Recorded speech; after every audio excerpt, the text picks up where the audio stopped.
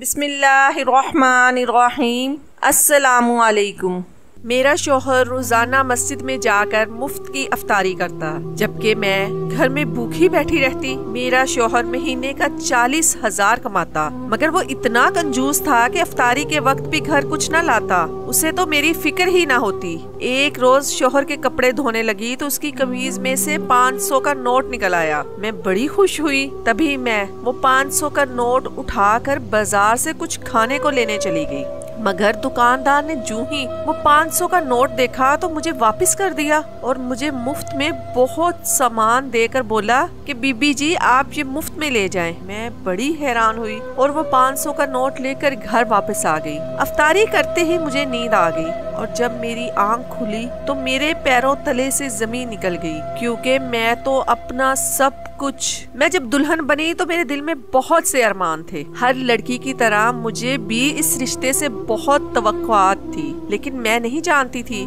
कि ये शादी मेरे लिए एक रोग बन जाएगी। शादी हर किसी के लिए खुशियों का बाइस नहीं बनती। कभी कभी ये आपकी पूरी जिंदगी को बर्बाद करने की वजह भी होती है। मेरे साथ भी कुछ ऐसा हुआ जिस पर यकीन करना बहुत मुश्किल है। शादी की पहली रात ही मुझे अंदाजा हो गया कि मेरा शौहर एक नहायत ही कंजूस इंसान है। उसने तो मुझे मुंह दिखाई तक में कुछ ना दिया और कमरे में आते ही पैसों के हिसाबो किताब और शादी में हुए खर्चे गिनने लग गया। जैसे जैसे दिन गुजरने लगे मुझे अंदाजा होने लगा कि वो बहुत ज्यादा कंजूस होने के साथ साथ मुझसे नाखुश भी था। मैं एक गरीब घराने से ताल्लुक रखती थी और मेरे घर वाले मेरे शौहर को शादी में वो सब कुछ नहीं दे सकते थे जिसकी उसे हमसे तवक्का थी। वो हर बात पर यही जताता रहता कि मैं खाली हाथ उठकर उसके घर आ गई। मैं बिना किसी जुर्म के उसके आगे चोर सी बन जाती। मेरे शौहर के घर वाले खुद मेरे लिए रिश्ता लेकर आए थे, ये जानते हुए भी कि हम बहुत तंग दस्त हैं, लेकिन शायद मेरे शौहर इस बात से अनजान थे और इसी वजह से शादी की पहली रात से ही हमारे रिश्ते में एक तलखी आ गई थी। मेरे शौहर को शादी में गाड़ी न मिलने पर बहुत गुस्सा था, जो वो वक्तन फवक्तन अपने लफ्जों के तीरों के जरिए मुझ पर निकालते रहते। शादी के अगले दिन ही मुझे ससुराल में अपनी औकात का बहुत अच्छी तरह अंदाजा हो गया। अगले ही दिन मेरे आगे कपड़ों का ढेर लगा दिया गया। शादी से पहले शायद मैले कपड़े जमा किए जा रहे थे और वो इस कदर ज्यादा थे कि मैंने सुबह जो मशीन लगाई तो वो रात के वक्त जाकर खत्म हुए। सारे दिन की भूखी प्यासी कपड़े धो धो कर जब बावर्ची खाने में गई तो वहाँ बचा कुचा खाना ही पड़ा था। मेरी छोटी नंद ने मुझे आवाज देकर कहा कि भाभी खाना खाकर बर्तन भी साफ कर लेना। बावर्ची खाने में तो बर्तनों का भी ढेर लगा हुआ था। रात 12 बजे जब मैं थक हार कर कमरे में पहुंची तो मेरे शौहर का वही रूखा सा रवैया था। वो ये कहकर सोने के लिए लेट गए कि अरे मनहूस कहीं की तो जहेज में एक तो एसी तक नहीं लेकर आई। इतनी शदीद गर्मी है, मुझे नींद ही नहीं आ रही। उनकी बात सुनकर मैं तो हैरान ही रह गई कि वो कौन सा बचपन से ही एसी में सोते आए थे, लेकिन ये कहने की मुझ में हिम्मत नहीं थी। न चाहते हुए भी मैं रो पड़ी। मेरे माँ बाप ने बहुत मुश्किल से लोगों से उधार ले लेकर मेरा जहेज इकट्ठा करके मुझे दिया था। हमारे तो घर का पंखा तक खराब था और मेरा शौहर एसी की बातें कर रहा था। हम 4 बहनें थीं, एक भाई था। मेरी बड़ी बहन की शादी भी अब्बा ने बहुत मुश्किल से की थी और वो भी अपने ससुराल में एक मुश्किल जिंदगी गुजार रही थी, लेकिन मेरी बहन का शौहर बहुत अच्छा इंसान था। मेरा तो शौहर ही मेरे साथ ठीक नहीं था। मैं किसके आसरे पर जिंदगी गुजारती। मैं हर रात अपने टूटे ख्वाबों की किरचियां समेटते हुए गुजारती। मुझे बस इज्जत चाहिए थी, लेकिन मैं यहाँ सिर्फ एक नौकरानी थी जिसकी गरीबी का फायदा उठाने के लिए उसे अपने बेटे के गले में जबरदस्ती बांध दिया गया था। मेरी नंद और मेरा देवर मेरी बेबसी पर खूब हंसते और मेरा मजाक उड़ाते। मुझे हर किस्म की खुशबू से एलर्जी थी। किसी भी किस्म की तेज खुशबू से मेरे सर में शदीद दर्द होता और सांस लेने में तकलीफ होती, क्योंकि मुझे सांस की बीमारी थी। मेरी नंद और देवर जानबूझकर बहुत ज्यादा खुशबू का इस्तेमाल करते जब भी अपनी सास से इस बारे में बात करने की कोशिश करती तो वो हमेशा मुझे झिड़क कर कहती, हाय तेरे माँ बाप ने अपनी बीमार बेटी को हमारे गले में डाल दिया है। मेरा शोहर हर वक्त फोन में मसरूफ रहता। मैं जैसे ही कमरे में जाती वो अपना फोन लेकर कमरे से बाहर निकल जाता और मैं जब भी इसे रोकने की कोशिश करती तो उसका एक ही ताना होता, अरे कमरे में गर्मी बहुत है, जहेज में एक एसी तक तो नहीं लाई तुम। जबकि मेरी गैर मौजूदगी में वो सारा वक्त इसी गर्म कमरे में गुजार देता। मैं छोटी छोटी खुशियों के लिए तरस कर रह गई। शदीद बीमारी के बावजूद भी सारे घर का काम करती रहती। मैं जब भी अपने घर जाने का कहती तो मेरा शौहर कहता, अपने भाई को बुला लो और चली जाओ। मजबूरन मुझे अपने भाई को बुलाना पड़ता। मेरा भाई एक खूबसूरत और सुलझा हुआ लड़का था। वही तो अब्बा के साथ मिलकर हमारा घर चला रहा था और मेरी शादी के बाद तो उसकी बहुत अच्छी नौकरी भी लग गई। इस दफा मेरा भाई जब मुझे लेने आया तो मेरी सास का रवैया उसके साथ बहुत अच्छा था। मैं हैरान थी कि पहली दफा मेरे मायके में से किसी को इज्जत दी जा रही थी। और फिर मेरी हैरत की इंतहा ही न रही जब मेरी छोटी नंद मेरे भाई के लिए लाल रंग का शरबत बना कर लाई। मेरी हैरत को भांपते हुए मेरी सास ने फौरन कहा, अरे आज गर्मी बहुत है। मैंने ही सोनिया को कहा था कि वो शरबत बना कर लाए। भाई के शरबत पीते ही मैं मायके के लिए निकल पड़ी। मेरा इरादा था कि मैं घर जाते ही अपने माँ बाप से बात करूंगी और उन्हें अपने ससुराल वालों के बारे में बताऊंगी। लेकिन वहाँ जाकर मुझे पता चला कि मेरी छोटी बहन का रिश्ता हो गया है। मेरे माँ बाप बहुत खुश थे। ऐसे में मैं उनको परेशान करना मुनासिब नहीं समझा, इसलिए मैंने अपने होंठ सील लिए।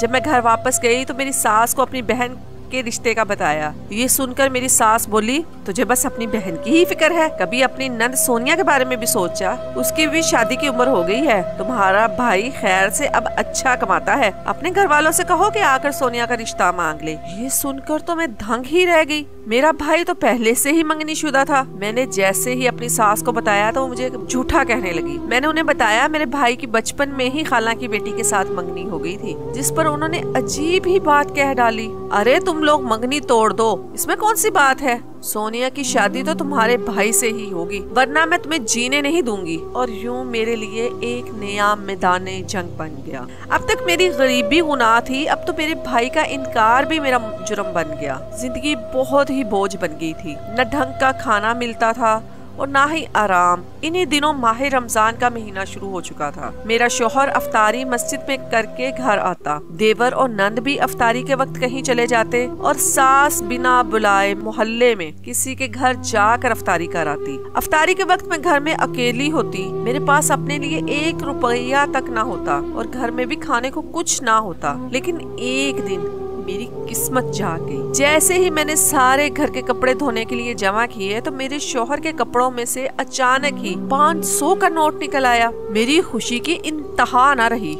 सोचा कि आज भी मजे की इफ्तारी करूंगी। मैं यही सोच रही थी कि अचानक इस नोट में से आने वाली तेज खुशबू की वजह से मेरे सर में शदीद दर्द शुरू हो गया। मुझे सांस लेने में दुश्वारी होने लगी तो कपड़े धोने का काम भी बहुत मुश्किल हो चुका था। अब मुझसे कोई काम नहीं हो सकता था, इसलिए मैंने सोचा कि पहले मैं अपनी दवाई खा लूं। मेरे पास हर वक्त ये दवा मौजूद होती। जैसे ही मैंने कमरे में आकर देखा तो मैं ये देखकर हैरान हो गई कि मेरी तो दवा ही खत्म हो चुकी है। मेरी हालत मजीद खराब होने लगी। उस वक्त घर में मेरे अलावा कोई और था भी नहीं। मेरी नंद और देवर दोनों सुबह से ही गायब थे और उनके जाने के बाद मेरी सास भी मोहल्ले में किसी के घर गई हुई थी। अफ्तारी का वक्त भी होने वाला था। मैंने सोचा कि गली के कोने वाले मेडिकल स्टोर से ही दवाई और अफ्तारी के लिए कुछ खाने को ले आती हूँ ताकि आज मैं भी मजे मजे की अफ्तारी करूँ। मेरे माँ बाप ने जिन हालात में मेरी शादी की थी, मेरे लिए ये जरूरी था कि मैं हर तरह से अपनी शादी को निभाने की कोशिश करती। हम जैसे लोगों में बेटियों को ब्याहते वक्त यही कहा जाता है कि शौहर के घर से मरकर ही निकलना। हालात कितने ही बदतर क्यों ना हो, वापसी पलटने का कोई रास्ता नहीं था। मैं भी मजबूरी में इस रिश्ते को घसीट रही थी। मैं यही 500 का नोट लेकर मेडिकल स्टोर पर चली गई। मेडिकल स्टोर वाले ने नोट को हाथ में लिया और न जाने क्यों मुझे वापस कर दिया और साथ ही मुझे दवाई दी। मैं हैरान थी कि बिना पैसों के वो मुझे दवा क्यों दे रहा है, लेकिन उसने कहा, बहन जी पैसों की कोई बात नहीं है, आप ये दवा मुफ्त ले जाएं। मुझे तो ये बात जैसे गनीमत महसूस हुई और फिर मैं जल्दी से इफ्तारी के लिए सामान लेकर घर आ गई। जैसे ही इफ्तारी का वक्त हुआ मैंने रोजा खोलकर दवाई खा ली। मैंने सोच लिया था कि रात अपने शोहर को 500 का नोट के बारे में बता दूंगी। मेरे शोहर को ये नोट याद भी है या नहीं, क्योंकि वो एक एक रुपया गिन कर रखता था ना। मैंने नोट अपने तकिए के नीचे छुपा दिया और दवाई खा ली। लेकिन दवा खाते ही मुझे सुकून सा महसूस होने लगा और ऐसी नींद आने लगी कि मैं कुछ देर लेटने का सोचकर सो गई। जब मेरी आंख खुली तो मेरे पैरों तले से जमीन निकल गई। मैंने सारा दिन पता नहीं क्या क्या सोचा था, लेकिन एक ही पल में सब कुछ राख हो गया। जब मेरी आंख खुली तो मैंने अपने घर में खुद को मौजूद नहीं पाया था, बल्कि ये तो कोई और ही कमरा था जहाँ मेरी आंख खुली थी। मैं कमरे में बंद थी। मैंने हर मुमकिन कोशिश की, लेकिन यहाँ से निकलने का कोई रास्ता नहीं ढूंढ सकी। मैं पागलों की तरह चीख रही थी, लेकिन शायद यहाँ मेरी कोई चीखें सुनने वाला भी ना था। मुझ पर तो जैसे क़यामत ही टूट पड़ी थी। वक्त आहिस्ता आहिस्ता गुजरता जा रहा था और दिन से रात और रात से दिन हो गया। मैं इस कमरे में तन्हा और बेबस पड़ी थी। रो रो कर मेरा बुरा हाल हो चुका था। मेरा शौहर, मेरे घर वाले यकीनन मुझे सब ढूंढ रहे होंगे, लेकिन मैं यहाँ तक आई कैसे ये मुझे नहीं मालूम था। समझ नहीं आ रही थी। अगले दिन किसी के कदमों की आहट पर मैं जाग उठी, लेकिन दरवाजा खोलने वाला अंदर नहीं आया था। कुछ देर में डर के मारे मैं कोने में दबक कर बैठी रही, लेकिन जब कोई आवाज दोबारा सुनाई ना दी तो मैं दरवाजे की तरफ बढ़ी। दरवाजे को हाथ लगाया तो वो खुल गया। मैं फौरन बाहर निकली। ये एक सुनसान इलाका था। मुझे एक जेरे तामीर इमारत के कमरे में बंद किया गया था, लेकिन किसने और क्यों, ये मेरे लिए एक मामा था। मैं बहुत मुश्किल से वापस अपने घर तक पहुंची। पैदल चलकर मेरी हालत बिगड़ गई थी। जैसे ही मैं अपने घर पहुंची, मेरी सास ने मुझे देखते ही मारना शुरू कर दिया। मुझ पर ऐसे ऐसे इल्जामात लगाए जिन्हें सुनने की मुझ में हिम्मत ना थी। मेरी नंद और मेरा देवर मुझे नफरत से देख रहे थे। अपने कमरे में वो चले गए। मेरा शौहर मुझे नजर न आया।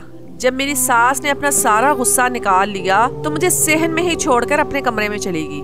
मैं बहुत मुश्किल से उठकर अपने कमरे में गई, लेकिन कमरे के दरवाजे पर पहुंचकर मेरी सांस ही रुक गई। मेरे ही कमरे में मेरी जगह मेरे शौहर के साथ कोई और औरत मौजूद थी। मुझे देखकर मेरा शौहर उठकर आया और थक्के देते हुए कहने लगा, ये कमरा आज से मेरी दूसरी बीवी का है और तू जिसके साथ भाग गई थी ना, वापस उसी के पास चली जा। मैं अपने शौहर के पैरों में गिर गई। मैंने उसे अपनी बेगुनाही का यकीन दिलाने की हर मुमकिन कोशिश की, लेकिन वो तो जैसे पत्थर की मूरत बन गया था। मुझे सहन में वापस फेंकते हुए उसने अपने कमरे का दरवाजा अंदर से बंद कर लिया। मेरे दिल में जैसे अंगारे जल उठे थे। मेरे शौहर ने मेरी गैर मौजूदगी में मुझे तलाश करने की बजाय दूसरी शादी कर ली थी और मेरी सास ने मेरी बदकिरदारी के किस्से घर घर सुना डाले थे। मैं तो जैसे जीते जी मर गई। बहुत देर तक रोने धोने के बाद जब मेरा दिमाग कुछ काम करने लगा तो मैंने सोचा कि फिलहाल नंद के कमरे में पनाह ले लूं। लेकिन उसके दरवाजे पर पहुंचकर जो कुछ मैंने सुना, उसके बाद मुझे कड़ी से कड़ी जोड़ने में ज्यादा वक्त नहीं लगा। मैं जान गई थी कि मेरे साथ क्या हुआ, लेकिन मुझे खुद को बेगुनाह साबित करना था, क्योंकि हमारे माशरे में घर के एक फर्द की गलती की सजा सारे घर वालों को बराबर से मिलती है। आखिर अगर कोई बेटी घर से भाग जाए तो बाकी बेटियां घर बैठी बैठी बूढ़ी हो जाती हैं। मेरा कोई कसूर नहीं था, लेकिन मैं जानती थी कि इसकी सजा सिर्फ मुझे ही नहीं मिलेगी, बल्कि मेरी छोटी बहनें भी मेरे माँ बाप की दहलीज पर ही बैठी रह जाएंगी। मैंने ठान लिया था मैं इनको सजा दिए बगैर चैन से नहीं बैठूंगी। सब अपने कमरों में बंद हो चुके थे। मेरे लिए कोई जगह नहीं थी। मैंने बावर्ची खाने में बैठकर ही रात गुजार दी। सुबह सहरी के वक्त भी कोई ना उठा। मैंने उठकर पानी और खजूर से रोजा रखा और फिर नमाज पढ़ने के बाद घर के कामों में लग, जैसे कि कुछ हुआ ही ना हो। मेरा शौहर अपनी नई नवेली बीवी के नखरे उठाने में मसरूफ था, जो कि शायद कोई अमीर औरत थी। मुझे अब बस अपने बेगुनाह होने का सबूत इकट्ठा करना था। अब मुझे किसी रिश्ते से कोई उम्मीद बाकी ना रही थी। मैं मेडिकल स्टोर वाले के पास पहुंच गई। मैंने उसको जब सारी बात सच सच बताने को कहा तो उसने मुझे सब कुछ बता दिया। वो बेचारा बेकसूर था।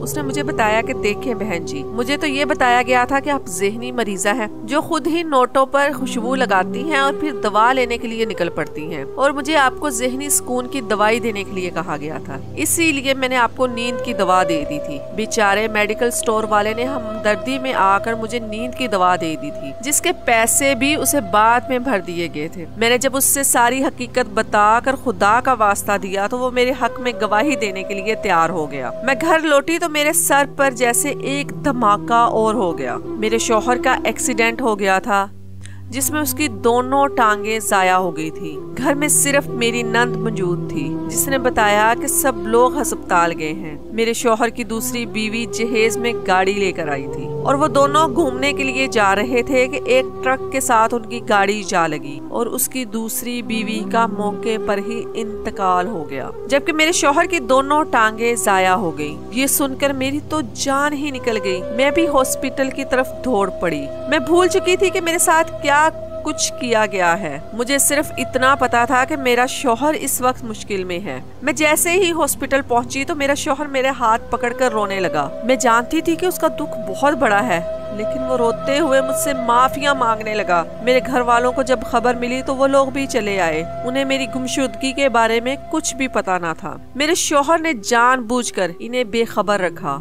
मेरे शौहर ने सबके सामने ये एतराफ किया कि उसने मेरी नंद से कहकर एक नोट पर खुशबू का ढेर लगवाया। वो जानता था कि मुझे खुशबू से एलर्जी है, इसीलिए उसने जानबूझकर ये फैसला किया कि वो मेरी इस कमजोरी का फायदा उठाकर मुझसे जान छुड़वाकर किसी अमीर लड़की के साथ शादी करेगा। और उसके लिए उसे एक अमीर लड़की भी मिल गई जो कि उम्र में उससे काफी बड़ी थी और पहले से तलाकी याफ्ता भी थी।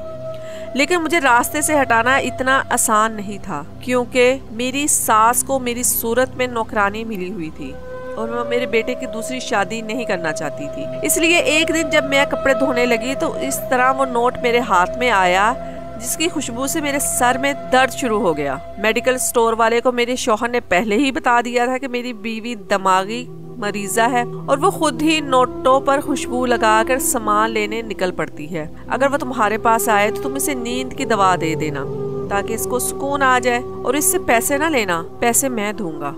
इसीलिए मेडिकल स्टोर वाले ने वो नोट हाथ में लेते ही खुशबू महसूस की। उसने मुझे नींद की दवा दे दी और जैसे ही मैं घर में आई तो थोड़ी देर में मुझे नींद आने लगी और मेरे शौहर ने मुझे उठाकर एक और जगह ले जाकर वहाँ बंद कर दिया और खुद ही मुझे 2 दिन तक वहाँ बंद रखा। 2 दिन तब तक मुझ पर बदकिरदारी का ठप्पा लग चुका था। मेरी सास एक बदकिरदार बहू को कबूल नहीं कर सकती थी और मेरे शौहर का मंसूबा कामयाब हो गया, लेकिन मेरी नंद ये सब जानती थी। लिहाजा जब मैं रात को सोने के लिए उसके कमरे के बाहर पहुंची तो मैंने उसे किसी से कहते हुए सुना कि इसके भाई ने ये सब कुछ जानबूझकर किया है ताकि वो एक अमीर औरत के साथ शादी करके अपना मुस्तकबिल संवार सके। लेकिन उसका मुस्तकबिल संवारने की बजाय खत्म हो चुका था। कुदरत ने उसके लिए यही लिखा था। वो इससे ज्यादा किसी सूरत हासिल नहीं कर सकता था। मेरे शौहर की दोनों टांगे जाया हो गई तो उसे एहसास हुआ कि वो अपनी औकात से ज्यादा उड़ान भरने की कोशिश कर रहा था